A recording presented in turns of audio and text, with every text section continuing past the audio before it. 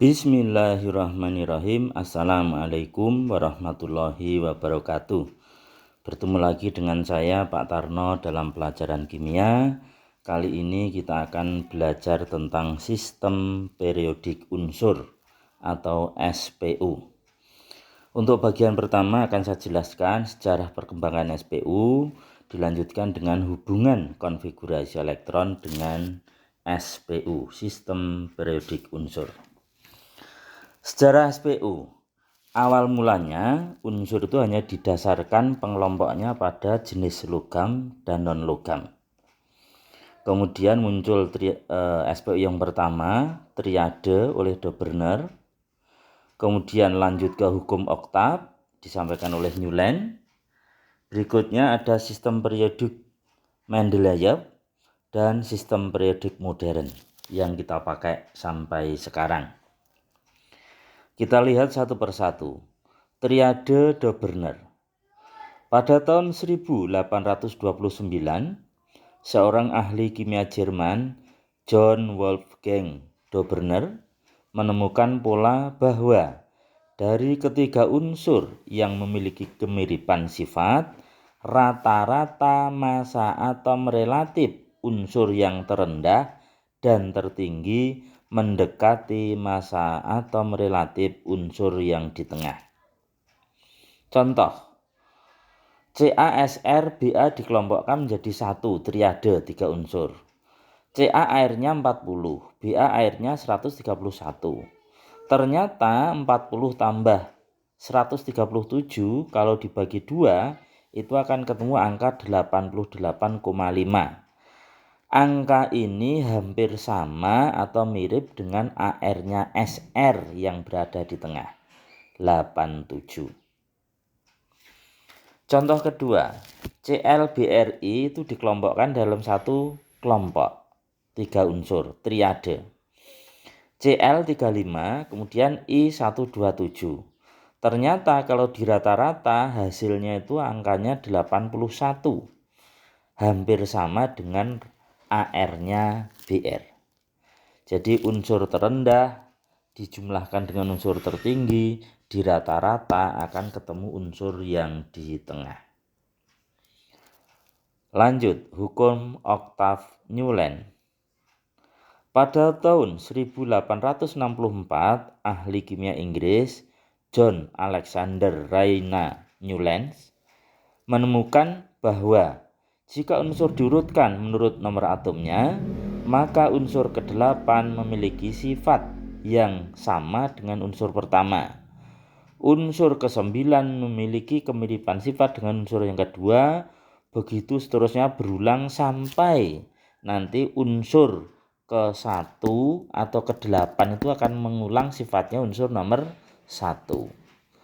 Seperti halnya dalam kita belajar tangga nada ada 1 sampai 7, do, re, mi, fa, sol, la, si sampai angka 7. Kemudian do yang tinggi akan mengulang di nomor 1. Oke, tabelnya bisa dilihat di bawah bahwa nomor 1, 2, 3, 4, 5, 6, 7 disusun mendatar ke kanan. Kemudian unsur ke-8 ditaruh di bawahnya 1. 9 di bawahnya 2, 10 di bawahnya 3, dan seterusnya, sehingga akan terus berulang unsur nomor 1, berulang nomor 8, unsur 15, dan unsur ke-22.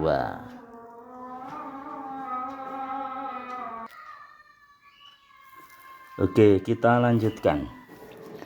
Sistem periodik Mendeleev. Tahun 1869, seorang sarjana Rusia, Dmitri Ivanovich Mendeleev, menyimpulkan bahwa sifat-sifat unsur merupakan fungsi periodik dari massa atom relatifnya.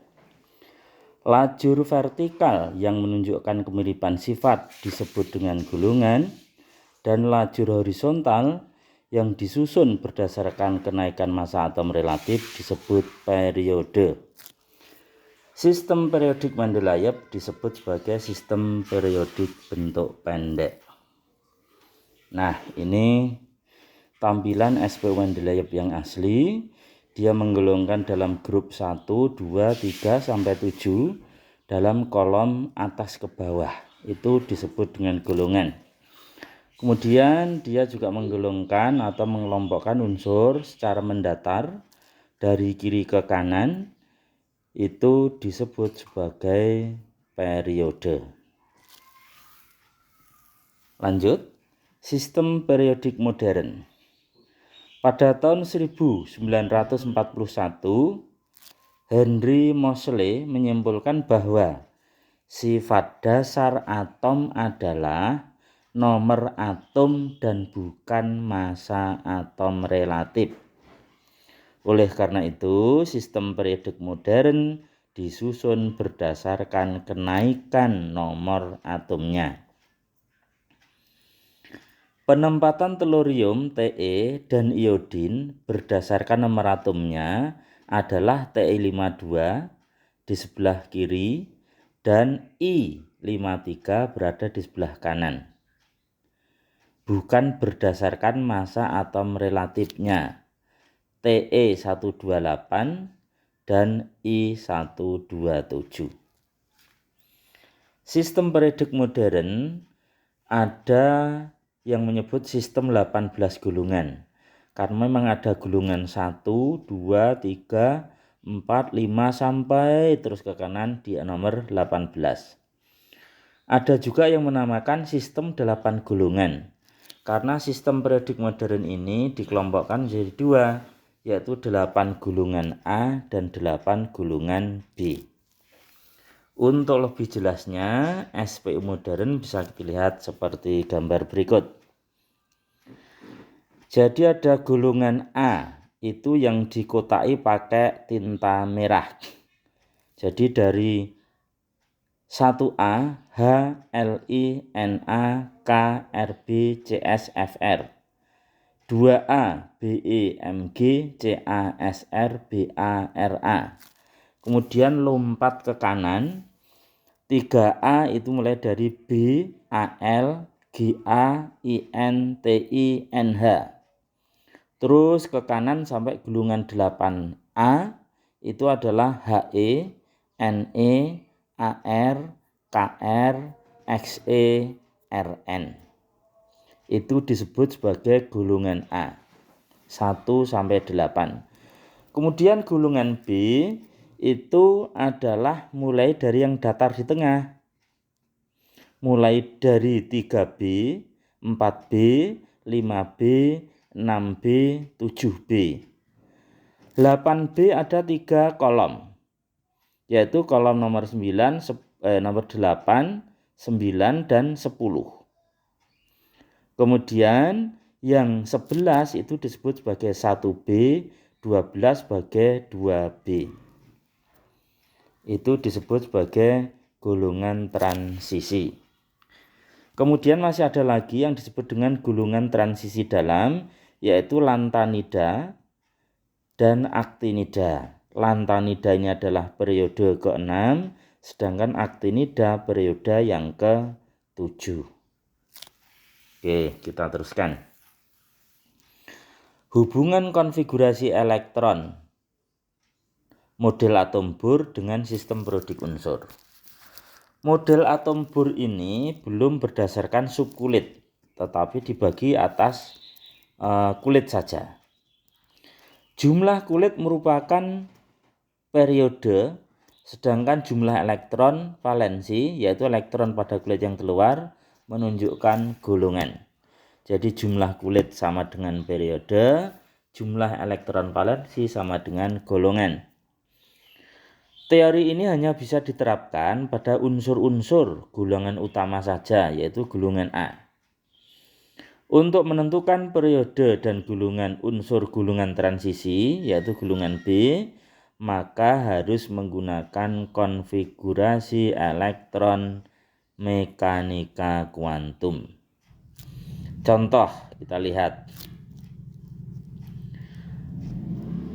5B, unsur 5B. Maka konfigurasi elektronnya dituliskan 2 untuk kulit pertama dan sisanya kita masukkan kulit kedua, yaitu 3. 2 kulit pertama, 3 di kulit kedua, 2, 3. Kemudian 11Na, kulit pertamanya 2, kulit keduanya 8, sisanya 1 di kulit ketiga. Nah, karena sisanya 1 berarti elektron paling luarnya, kulit terluarnya namanya elektron valensinya 1, maka disebut gulungan 1A. Karena kulitnya ada 3, maka periodenya periode 3. Demikian pula yang 5B tadi. Kulit pertama 2, kulit kedua 3. Maka elektron valensinya 3 disebut gulungan 3A dan ada 2 kulit, maka periode 2. 16S. Kulit pertama ada 2 elektron, kulit kedua 8 elektron, kulit ketiga 6 elektron. Karena elektron valensinya 6, maka gulungan 6A, kulitnya ada 3 disebut periode 3. 38SR. Kulit pertama 2, kulit kedua 8, kulit ketiga 18. Setelah 18 mestinya kan 32. Karena tidak cukup maka turun menjadi 8 dan kulit kelima berisi 2. Sehingga elektron valensi 2 artinya gulungan 2A, kulitnya ada 5 berarti periode kelima. 53I. Kulit pertama 2, kulit kedua 8, kulit ketiga 18, kulit keempat 18, sisanya 7 di kulit kelima. Sehingga 53I masuk gulungan 7A periode kelima. Nah, ini kembali mencermati SPO modern. Jadi untuk gulungan A itu terdiri dari blok S yaitu 1A dan 2A. Kemudian ada blok P yaitu 3A sampai 8A. Blok S itu artinya konfigurasi elektronnya berakhir pada subkulit S. Blok P konfigurasi elektronnya berakhir pada subkulit P. Jadi gulungan utama, gulungan A itu adalah blok S dan blok P. Gulungan transisi itu adalah blok D, karena konfigurasi elektronnya berakhir pada subkulit D. Sedangkan gulungan transisi dalam itu disebut dengan blok F, yaitu 4F dinamakan gulungan lantanida, masuk periode ke-6, dan blok 5F yang blok F yang berakhir pada 5F disebut aktinida, masuk periode yang ke-7. Nah, hubungan konfigurasi elektron mekanika kuantum dengan sistem periodik unsur sudah dirangkum di sini bahwa blok S dari yang pertama merah paling atas kiri, blok S itu bisa berakhir pada NS1 dan NS2. Kalau NS1 berarti dia periode gulungan 1A. Kalau berakhirnya NS2 berarti dia gulungan 2A. Lah N sebagai periode itu tinggal angkanya berapa. Misalnya 2S1 maka dia periode ke-2. Misalnya 5S2 maka dia periode ke-5. Kemudian blok P itu akan berakhir pada NS, NP. Kalau S dan P dijumlahkan 3 maka dia menjadi gulungan 3. Jika N-nya 2, P-nya 2 maka gulungannya 4 dan seterusnya. Jadi gulungan itu jumlah elektron pada NS ditambahkan dengan NP. Blok D. Blok D adalah gulungan transisi.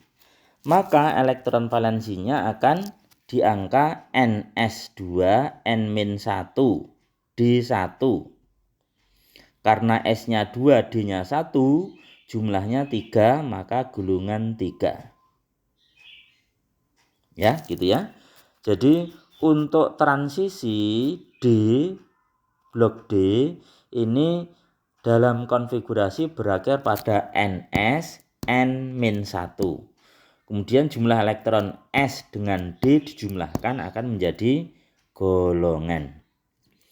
Khusus untuk golongan 8A, maka NSN-1 jumlahnya bisa 8, 9, atau 10. Jadi 8B itu ada 3 kolom. Kita lihat ini 8B ini ada 3 kolom yang di tengah ini. Kemudian kalau NS ditambah N-1D jumlahnya 11, maka menjadi 1B. Kalau jumlahnya 12 menjadi 2B. Terakhir blok F. Blok F ini akan berakhir pada 4F14. Disebut sebagai gulungan lantanida, periodenya ke-6. Sedangkan jika berakhir pada 5F14, maka disebut gulungan aktinida, periodenya ke-7. Terakhir, ini sekedar bagan untuk memudahkan pola pikir kita, bahwa dengan adanya nomor atom, maka kita bisa membuat konfigurasi elektron. Kalau konfigurasi elektron sudah dibuat dengan benar, maka kita bisa menentukan bilangan kuantum, bisa menentukan elektron valensi, jumlah subkulit, kemudian gulungan dan periode, konfigurasi elektron ion, maupun bilangan kuantum elektron ion. Jadi konfigurasi elektron ini menjadi penting untuk menyelesaikan permasalahan jika soalnya terkait dengan sistem periodik unsur dan penentuan gulungan. Demikianlah yang saya jelaskan, semoga bermanfaat. Assalamualaikum warahmatullahi wabarakatuh.